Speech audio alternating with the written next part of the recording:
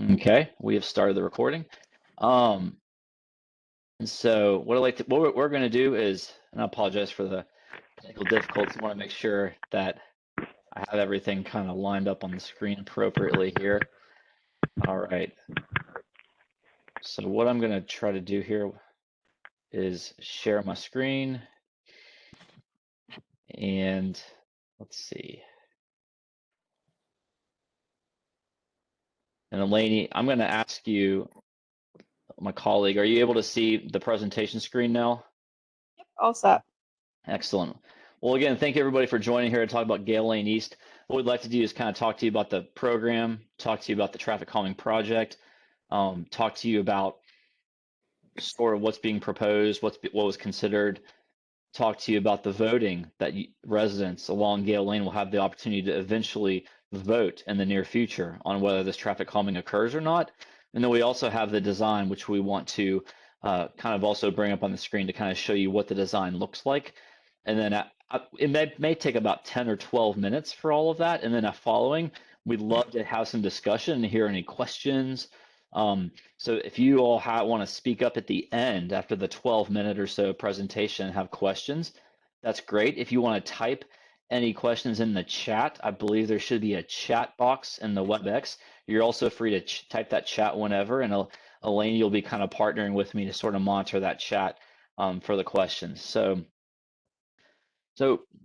here in Nashville, we consider there to be 3 E's of traffic calming. There's the education. This meeting right here is one example of that, to kind of talk about traffic calming, what it is, how it can really help with vehicle speeds along neighborhood streets. Enforcement is a part of traffic calming. You know, police presence, enforcing the speeds is also a part of the traffic calming. It's not something that NDOT and the engineers really have much jurisdiction over, the enforcement. What NDOT and us engineers do have is that third thing, the engineering, things that can actually be done to the streets to try to encourage slower vehicle speeds.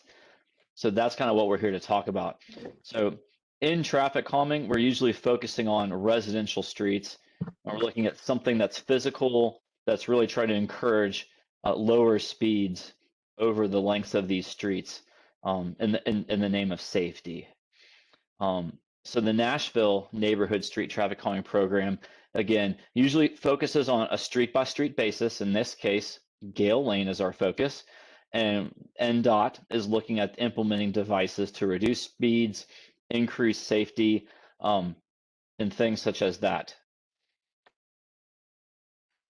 And so, let's see. So in addition to the traffic calming program, we like to make sure people are aware that there's also Hub Nashville. Now, if you have a traffic calming need, that's what we're here to talk about. But if there's anything else you ever see on the streets that you feel like someone at the city needs to know about, Hub Nashville is a great resource. You can call 311 or go to hub.nashville.gov. So we always like to make sure neighborhoods and residents are familiar with this resource. There's also walk and bike if you ever want to learn more about sidewalks or bicycle facilities. Anna Dearman is the contact for that. And if you ever want to learn anything about adopting a street or neighborhood cleanups or things of that nature, JD Lane is that contact. This is a quick PR slide we'd like to include. Everything else traffic calming, though, that's why we're here. That's why we're here to talk to you. So many streets, I think over 400 right now, have been applied for in Nashville for traffic calming. So Nashville uses a data-driven process to figure out which streets should be selected. So back in December 2021, Gale Lane was chosen as having data that shows the need for traffic calming to be considered on Gale Lane. That data included the actual speeds that cars were going, the number of crashes that are occurring on Gale Lane, also things like the proximity to parks, and and also whether or not there's sidewalks along a street. People walking in the street usually could have more detrimental results if a speeding car were to strike that. So that's something that NDOT looks at, trying to really focus on streets that need safety, along with the cars that are going faster than they really should be. And so that was sort of the process that NDOT went through to select Gale Lane back in December of 2021. So we're here to talk about Gale Lane East. again, which is between Leland and Vaux. And that's where, if you all can bear with me, I want to give a little bit of a history lesson. Back in December, we had a first meeting on Gale Lane for the yellow or orange and blue lines you see. So we were actually looking at Belmont Boulevard all the way through to just east of Vaux Lane. And we prepared a traffic calming design.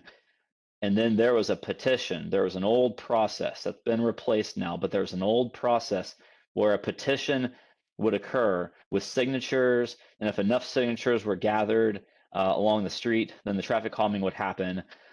So two things have happened. The first thing that happened was between Belmont and Leland, that section of Gale Lane got enough signatures.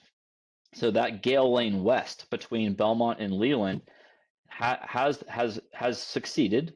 So that traffic calming, which is going to be speed cushions, and we'll get into what those look like in a minute, that's definitely happening. Those have been ordered.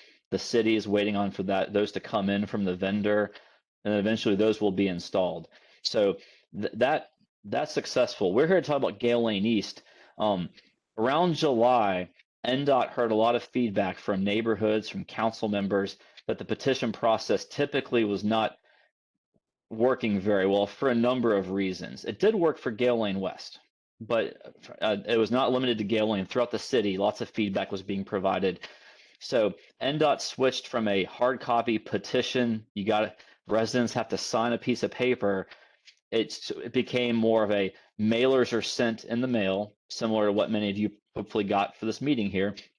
And ballots, which will be the next step. Ballots for voting will be mailed out. There'll be a QR code and a website, and residents along Gale Lane between Leland and Vaux will have the opportunity to vote. And so that's just the history lesson. This project's been around for a while, but the western part of Gale Lane, the petition was successful. Gale Lane East, along with several other streets in Nashville, are being switched over to an online voting procedure, and we're going to get to that in a minute. But if you've been hearing about Gale Lane traffic calming for some time, this is sort of the reason why. We just kind of wanted to make sure we summarized kind of where it's been. So we'd like to now talk about traffic calming measures. What are some of the solutions? So one of the more common ones in Nashville are what you see on the screen here, which is speed cushions. The photo on the right is a little better example of what Gale Lane West will be receiving, again, between Belmont and Leland. The black rubberized devices that cars drive over, usually around the 15 or 20 mile per hour range. Comfort is relative, so cars may drive over them at different speeds, but the intent is to have these spaced at multiple locations along the street to sort of maintain a vehicle speed. So if cars that want to speed really are going to want to slow down when they go over these, otherwise it'll be a little more uncomfortable. So speed cushions are what Gale Lane West is going to be getting. Speed cushions are also what has been proposed on Gale Lane East. And before we kind of zoom in on some of those more exact locations, we want to talk through some of the other options and talk through what was considered. So other options are these radar feedback signs, the signs that have electronic readouts that sort of flash your speed if you're going too fast. That is a tool in the toolbox. It was something that was not chosen for this Gale Lane East corridor. Another option, the example on the left is a little better. You may find some neighborhood streets are a little wider than normal. There's just more pavement. It's a little more spacious. Sometimes that can lead to encourage drivers who want to speed to maybe speed a little more. So sometimes NDOT will install these the white lines on the edges to sort of define a little better and narrow what area the cars are supposed to be driving on. That wasn't really considered for Gale Lane because Gale Lane doesn't have quite what I'll consider excess pavement on the sides. So that was not really considered. The narrowing wasn't viewed as something that would really have much of an impact on Gale. Speed tables look very similar to the speed cushions. They're also something that cars go over. One of the main differences is first, the table goes all the way across the road. I'm going to switch back to the cushions now. Whereas the cushions have these gaps in the middle. One of the reasons for that is for emergency vehicles such as ambulances and fire trucks. The front axle has a wider wheelbase, so they have the opportunity to maybe go over them and not have as much of the jolt. Some of the rear axles can do that. Some, if they have extra tires on the back, they may still have their rear tires go over kind of the ramp up edges on the side. But what NDOT has found is that these cushions can have, compared to tables, less of an impact when emergency vehicles are responding. So that's the comparison. Ultimately, cushions were selected for that reason I just mentioned. But tables, just so the group knows, is another thing that NDOT does consider on certain streets. But Gale Lane, the cushions were chosen. Traffic circles, think like the roundabouts, but much, much smaller. These are a tool that are also considered at some intersections. One of the struggles we find is trying to fit these on some of the tighter, smaller neighborhood intersections but still leaving room for cars to actually go around it without running off the road. So that's something we look at also. We want to make sure we're creating a safe solution. So none of the intersections like Gale Lane really or identify as a location for these. So circles, we usually consider those, but we're not selected for Gale Lane. And then chicanes, this is the last example. Another on the left, you see kind of a pavement marking where a car needs to really kind of turn its steering wheel. And that turning of the steering wheel can usually encourage a little slightly lower speeds than just a straightaway. And on the right side, you can see there's actually some a little graphic, some physical concrete little islands on the edges that can be built to create that. This can be a solution for, again, wider roads with extra pavement where those things can be built in. Gale Lane was relatively narrower, so that was not considered for too much. So again, what we landed on was the speed cushions, and I want to, if you'll bear with me real quick. So here's the design. I want to show the design very quickly and then finish the presentation. We can hop back to the design once we open it for questions. So if you all see anything that elicits a question, please type it in the chat box, or if you can wait till the end, maybe 5 more minutes, we can definitely flip back to this. What you see on the west side of that kind of yellow-orange line, that's that Gale Lane West between Belmont and Leland. That's been successful.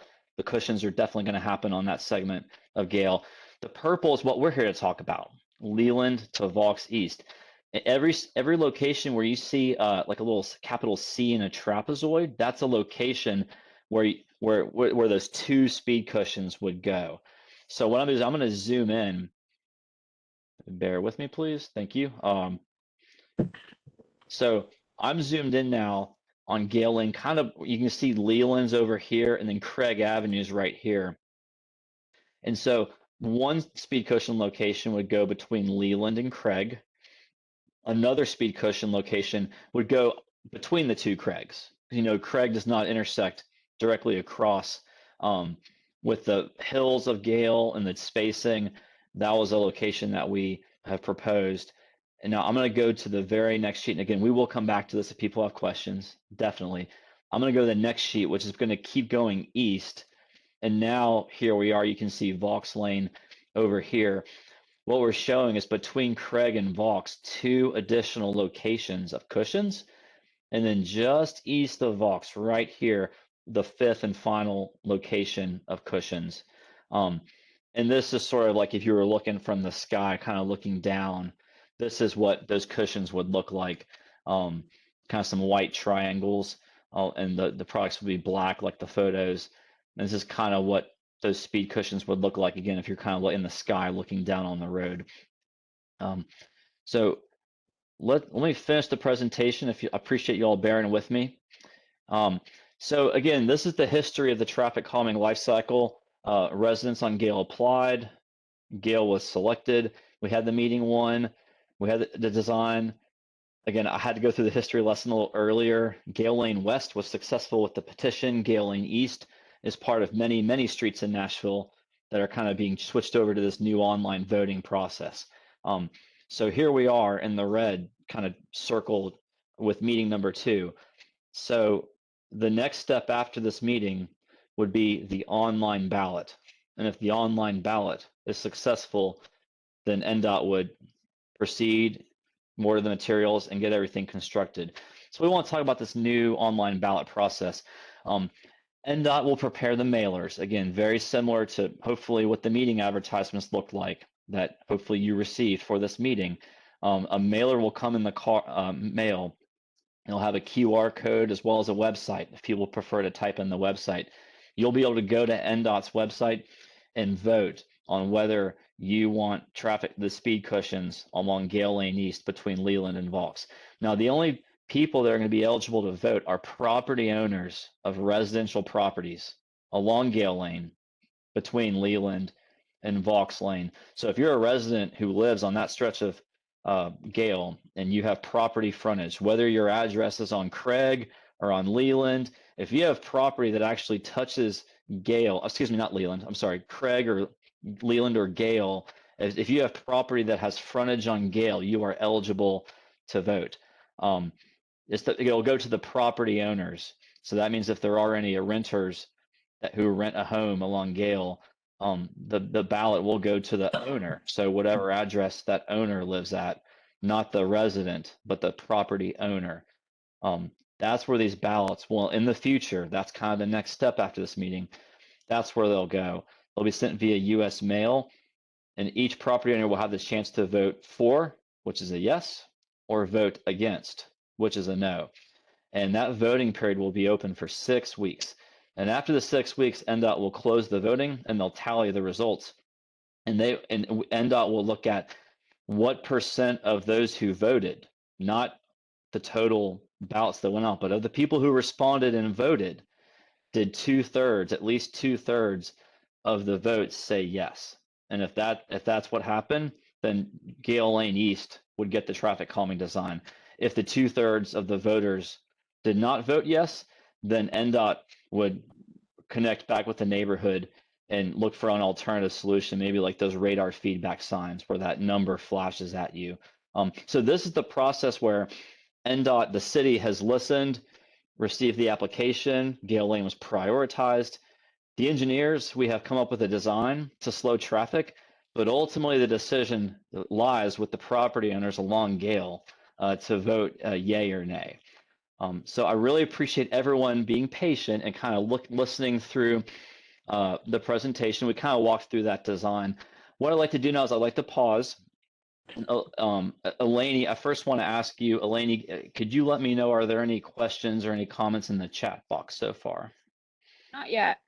Okay. Everybody feel free to write anything in there and I'll relay your questions. Sure. So yeah, if people would like to type a question in the chat, that works. Or if anybody would like to come off of mute, I don't know how many people we have.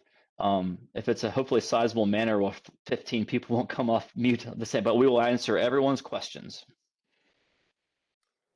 Brad, could you go back to the schematic of the actual placement on the streets, please? Absolutely. So this is the section that's between Leland and Craig, and the next one's kind of more between Craig and Vaux. Yeah. We're in the second one, so that's the one I was curious about. Gotcha. We're east of Craig. Yeah. Okay, so yeah, so where this cushion is shown, and we always like to make sure we answer the question of how were these locations determined. So what we try to do as engineers is we want to space these speed cushion locations close enough so that people can't try to pick up speed between them, but not too far away where it kind of loses its value. So generally, the distance we try to reach is around 500 feet. Now, that's not always perfect. Sometimes we go as low as 400 feet if there's steep hills or lots of driveways.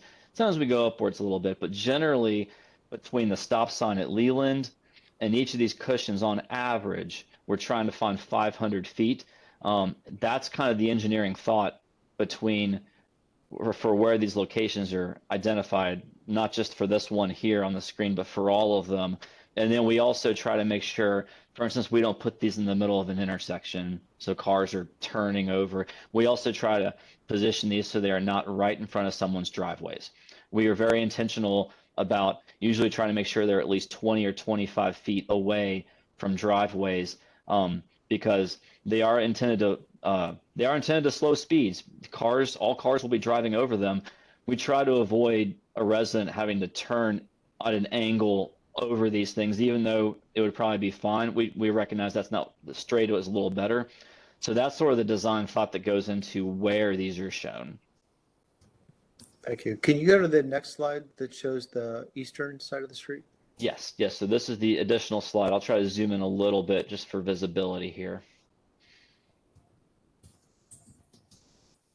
And I mentioned that the next step after this would be the mailer ballots, and that mailer ballot will have a QR code that'll take you to the NDOT website for the whole group here, or you can type in, there will be the actual website you can type in, it'll take you to the same spot, and everybody will have the chance to vote. There will also be this PDF of this 4-page design, so anyone who wants to vote will have the ability to review this design while they're casting their vote. It's not online currently, but after this meeting, before the ballots go out, that's the next step that NDOT does, so that maybe someone who's not here at this meeting, but they get the ballot, when they go, they can still review the design like we're reviewing here at this meeting today.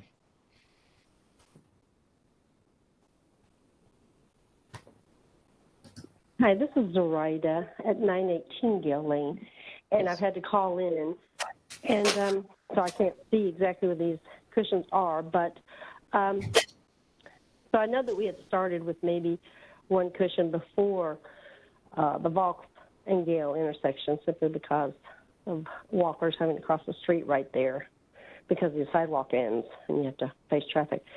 So I was wondering, we've now dropped that, right? There's no more idea of having a cushion right before that intersection? Gotcha. So yeah, I understand you're on the phone, so you may not be able to see, so I'll try my best to kind of describe it with words. So Gale Lane East, which is basically everything east of Leland, the design currently shows 5 locations of speed cushions. 4 of those are between Leland and Vaux. The 5th one is just east of Vaux. It's maybe I'm maybe 50 feet or 75 feet east of Vaux along Gale Lane. Oh, okay. So kind of close to the intersection, but just Right. east, but not quite as you start going down the hill, not too terribly far. But that's where that 5th one is as currently designed. Okay. That's what I was wondering. I just want to make sure, because I kept hearing from Leland to Vaux, and I want to make sure there was one on that side. But that should do it, Yes. because anybody coming down the road will know that they'll hit that one and that there's more to come. So Right. that would probably keep the speed low. I appreciate you asking the clarifying. Yeah, I will tell you, I personally have struggled on how to describe it, because Leland to Vaux, everyone can vision. Really, it's Leland to just east of Vaux, so that we can encompass that 5th cushion with that description. But yes, that there is one just east of Vaux. Okay, thank you. Yes, that'll help. Okay. Brad, we have a couple questions in the chat. The Yes. first is, what was the approval percentage for Gale Lane West?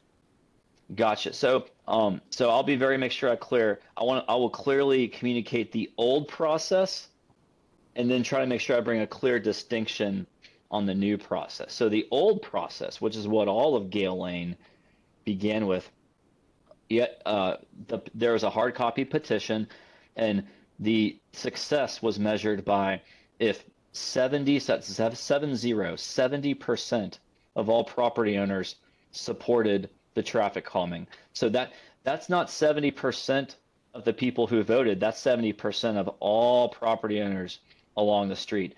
I do not remember the exact number, but I do know between Belmont and Leland, they had over 70% of all of those property owners Brad, along. I have Yes. those percentages. Excellent. Well, thank you. You have more. Could you?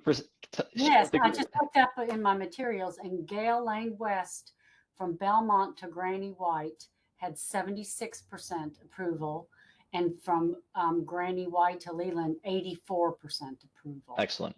Excellent. Thank you for sharing that, Carla. You're welcome. So that was a case where the petition was successful. What NDOT found, what many residents throughout Nashville and many council members were letting NDOT know about, was there were a lot of struggles on several streets. This is not just a Gale Lane East topic. Many streets were struggling to hit that 70% mark because the number of out-of-town property owners. And so there was a lot of struggles Again, not just due to Gale Lane. That's many examples. So NDOT, with all that feedback, changed their policy. So that's why the new policy now is get rid of the hard copy petition with signatures, do an NDOT mailed out ballot with internet voting through the NDOT website.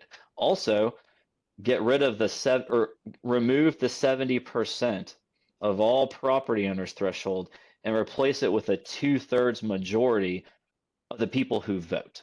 And that the difference there is, just to over communicate, if you have a street with 100 properties, I'm not sure how many Gale Lane, let's just say 100 property owners, 100 ballots will be sent out.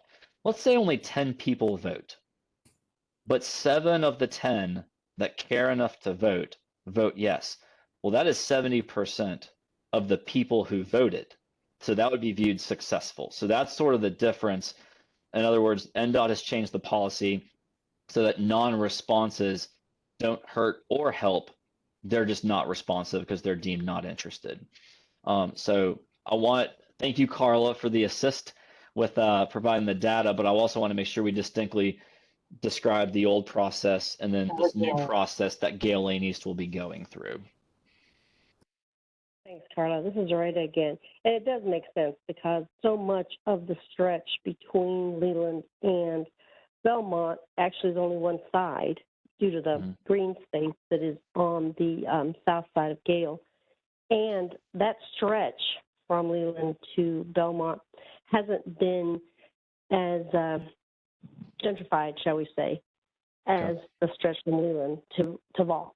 And so that truly makes more sense that the older homes with hopefully what we would consider longtime residents would be willing to do the speed limiting traffic calming measures than my stretch, let's say. But this is all very positive because I think that the sending out of those postcards to the owners, and let's say if the remote owners, don't even bother, then the rest of us over here, which I'm not sure how many are represented in the east section from Leland on to Vaux, but I think the rest of us, we can hopefully hit that number. I'm very positive about this. Okay. No, thanks for that feedback.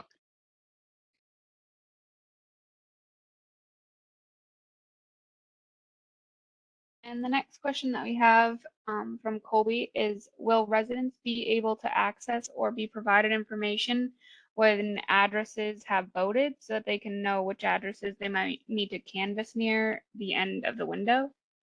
Gotcha. I appreciate that question. And I apologize. I did not have the list of people on the call. Is Gil Thomas with NDOT on, or did he have to drop off? Hey, Brad, I'm here. Yeah, I can quickly answer this because I know I deal more directly with this. Okay. First, just to introduce myself, my name is Gil Thomas. I'm the program manager for the Joint Neighborhood Street Traffic Calming Program with NDOT. And to address that question, so we are able to provide voting updates minimally. I don't want to commit to weekly updates as I have a lot of other things to kind of take care of weekly, but I can provide an update or two throughout the voting process. But unfortunately, we are not going to be able to provide addresses who have and have not voted. But what I can provide is I will provide you the number of votes that we have and also an update on the percentages of in favor versus opposed to kind of get an idea of where we're at.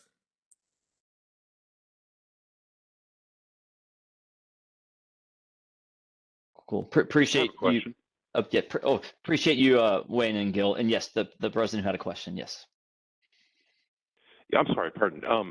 Certainly understand the importance and realize that the speeding up and down the street is a situation, but any possibility in terms of safety of a sidewalk going up Gale and or a flashing red light at Gale and Leland, because that particular area seems to be where most of the accidents and safety situation comes into play. Is that at all a possibility? Thank you. Gotcha.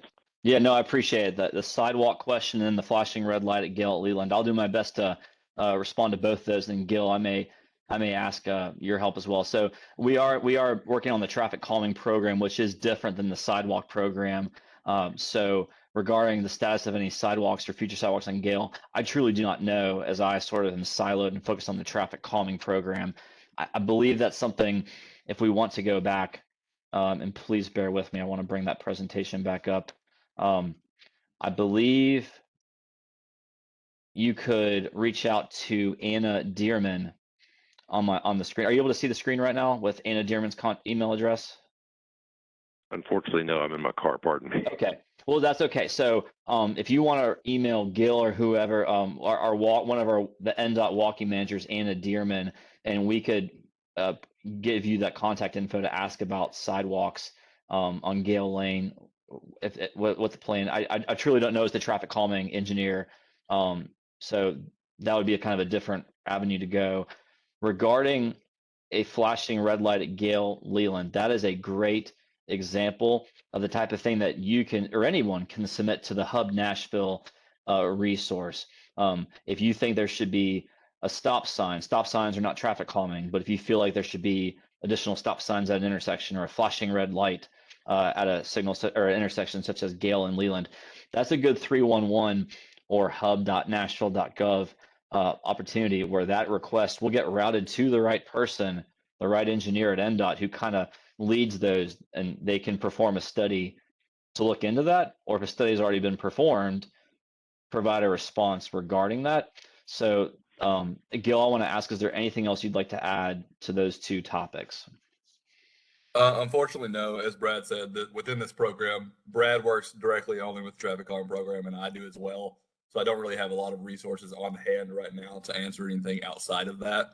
But I do just encourage you can reach out to me. I know you said you're in your car, but the email is simple. It's gil.thomas@nashville.gov. You can just shoot me an email with any questions, and I can reach out internally and try to get you some answers. Thank you. I appreciate that. Honestly, the flashing red light, and anyone on the call right now with Gale, if we can do Hub Nashville, I would love to do that because, honestly, Leland and Gale seems to be worse than even Granny White and Gale, which is probably more heavily traveled. But there's been a lot of T-bone incidents, including one not more than I think 2 weeks ago. So I understand that's not you all's, bailiwick. That's fine. But I appreciate the response. Thank you. And just to make sure, is the issue, I heard the T-bone, what is the concern? Is it people not coming to a complete stop at the stop signs, or we want to make sure we understand that? Sure. It would be, not complete stops or no stops whatsoever.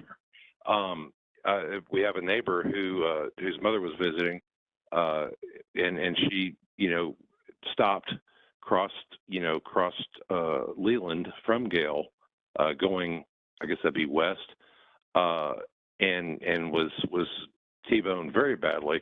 Wasn't injured, but it's a situation that seems to come up fairly often, and I think the residents around here know that. So that was it. Okay, no, thank you for elaborating. I'm sorry to hear about that collision.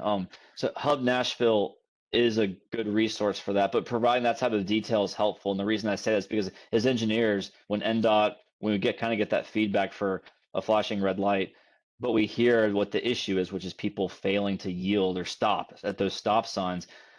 That can open up the door for engineers to look at some other options with flashing reds, maybe some other things. So kind of that more detail and information is always helpful to the engineers to maybe look at a few different solutions to try to make sure those stop signs are more prominent. So that kind of detail is very helpful for those Hub Nashville requests. Thank you.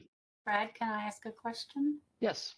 Can you, for the people that can't see the schematic, can you explain where the position of those 5 bumps are in terms of street address? Sure, I'd be happy to. So for those of you who are not able to see the screen, there's 5 locations of speed cushions that are being designed along Gale Lane between Leland and just east of Vaux. I'll start at Leland and kind of go eastward. One location is shown in front of the 941 address. The next location is shown between the 2 Craig Avenue intersections, somewhat in front of the 931 and 932 addresses. continuing east toward 8th Avenue. The next location is shown in front of 920, and then on the other side, kind of between 921 and 923. The next location is shown in front of 911 and 912. And then the fifth location is just east of Vaux Avenue, sort of on the side yard of 834 and in front of 835A and 835B driveways. So that's sort of a verbal description of the street numbers where these are being shown on the design.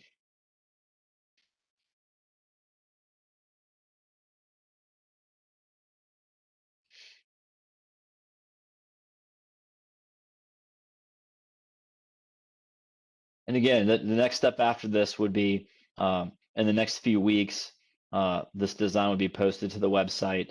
The mailer ballots, very similar to the meeting advertisements, but a ballot will go out to the property owners along Gale, and then that 6-week voting period would start up so that each property owner could vote. Each property owner only gets one vote. So if there are, for instance, 3 or 4 property owners tied to the same address, and there's multiple votes, NDOT looks at the most recent vote. So NDOT filters through that. There's no way for multiple votes for one address. There's kind of a checks and balances there. So each property will get one vote. Brad, quick question. Yes. The Gale Park condominium, for lack of a better term, curious about, because that's a mass of residents in one area. Yes. How is the voting oriented for them? Yes, and I want to make sure I'm not misunderstanding. When you say the Gale Park condominiums, is that the multi-unit that I'm kind of showing on the screen here? Correct. Okay. The one closest to Leland and Gale. Yes. Okay. So NDOT's approach is any property that is touching, in this case, Gale Lane, has a vote. And in this case, when looking at the parcel viewer, there's a very large parcel that encompasses the condos, and then there's, for lack of a better word, subparcels, or each individual condo is within there. So NDOT's approach is, because those are parcels within a parcel that touches Gale Lane, each of those parcels does receive a vote. So in this case, I forget the number, I apologize, but each condo on that St. Martin Square address will get a vote, because they're parcels within a larger parcel, and that southern border of that parcel does touch the northern right-of-way of Gale Lane. And so that's the reason for that. I believe it's similar to properties that have been subdivided. One lot kind of becoming one home becomes 2 homes, where there's a kind of a common property, and there might be 2 sub properties. The common property doesn't get a vote. That the OIC or the HOA doesn't get a vote, but all the residential properties within them do get a vote.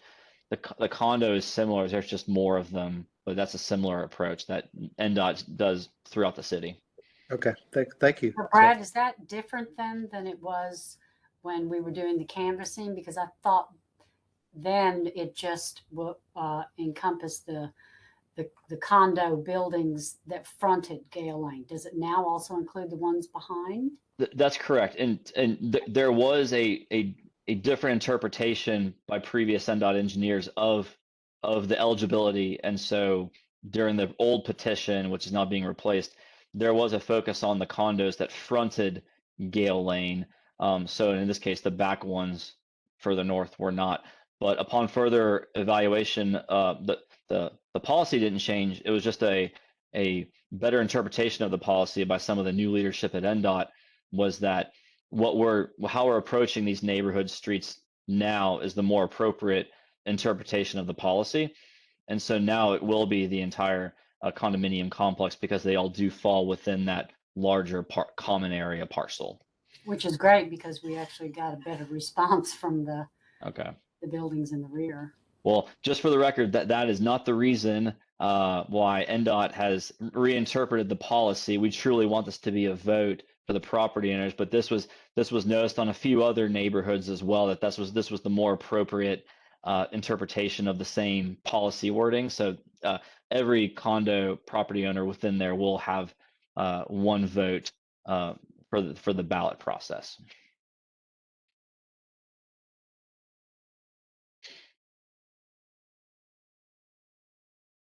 There's a question about if this is approved, how long before installation? Yes, if Gil is still on, I have a good estimate, but I'd love to have Gil come on if you could provide an estimate for that time frame and some of the lead times we're seeing. Yeah, I can definitely do that. So, just starting from today, so we're going to be getting ballots out in the next couple of weeks. And the balloting period is going to be 6 weeks. And then if it passes, we will then move to order materials and then move to installation. So the material ordering lead time, we're looking right now at about 6 to 8 weeks.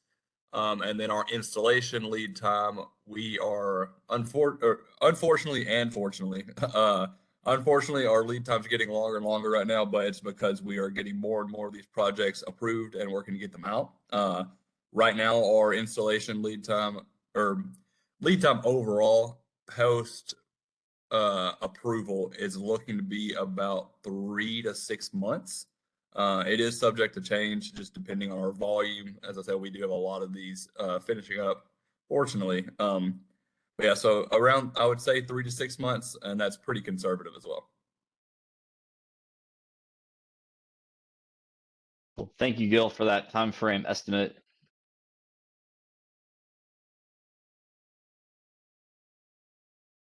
Hello. Hello. Hey, got a quick question here. Yes. Okay, if the speed bumps are down, I'm sorry, I forgot what you were calling them already, the cushions. What happens like when it snows? Do they just brine the street? Do they come through with a plow? What are the chances of those getting damaged when that happens? Yes, excellent question. You were breaking in and out, but I think I understood the question. During snow and ice events, what happens to these speed cushions with snowplows, correct? All right, I think that was the question. So, Yeah, that was right. okay, I just want to make sure I heard it correctly. So, one of two things would occur. One option is if there's a snow or ice event that's known about, an NDOT can have, staff temporarily remove the cushions, not permanently if the vote's successful, but it's temporary to allow for the plows to actually, do their work. And then after the ice and snow, they get reinstalled. The second option is the snow and ice may actually fall onto the cushions, and the snow plows can either be careful around the cushions. That's one of the reasons why you see these kind of diamond-shaped signs with the 20 mile per hour. One of the benefits of these signs, not only to let drivers know that these are coming up to warn the drivers, but also it can let the snowplows know so they can maybe be a little more careful around them.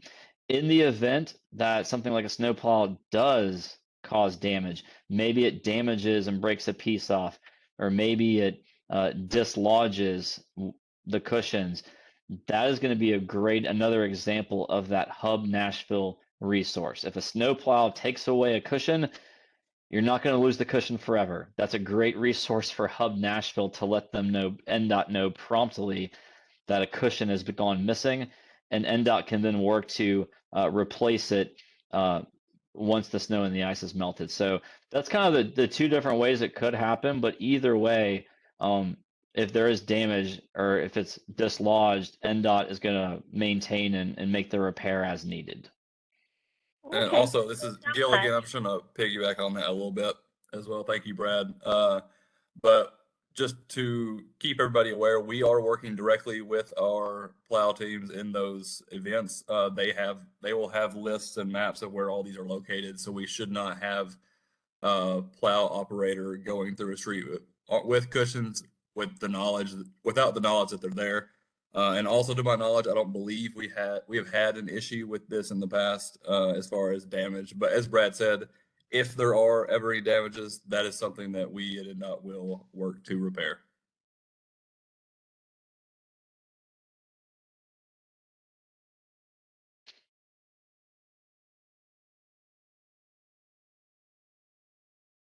Cool. Eleni, were there any other questions in the chat? A few. One is just to clarify that we're only looking at the Eastern Gale that's for tonight's meeting. Is that correct? Correct. This meeting is only to kind of prepare for the next step, which is the ballot and online voting for Gale Lane East, which is east of Leland. There is another project, Gale Lane, what we're calling Gale Lane West, which is between Belmont and Leland. That design already went through the old petition process and was successful with the number of signatures that they received for the petition process. So West Gale Lane was successful. The materials have been ordered. The timeframes Gil just mentioned, the NDOT's waiting to receive the materials for Gale Lane West. And then once they come in, then they can schedule the contractor to put them in. So Gale Lane West is sort of further ahead. Gale Lane East is a little lagging behind, but it's gonna be go through the online voting process.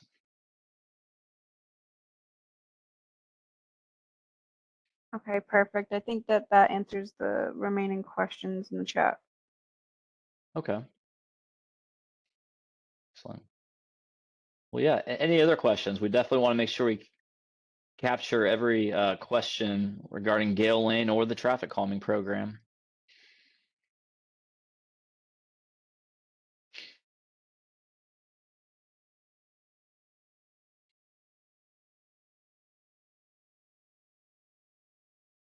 Okay, well, if there's not any more questions, I feel comfortable adjourning the meeting. We don't want to rush everybody away, but if there's nothing else, we really appreciate it. Again, just to kind of communicate one more time, the next step will be for this design to go up on the NDOT website in the next few weeks. NDOT will send out those mailer ballots to property owners that have frontage on Gale Lane. And then that 6-week voting window will be open. And at the end, NDOT will tally those voting results and see if 2/3 of the votes are in favor. So if there's not any more questions, again, on behalf of NDOT, thank you very much for taking the time with us, and I hope you have a good rest of your evening. Thank you. Thank you. Thank you. Thanks, Brad and Gil. Appreciate it. All right, thank you very much. What did you get?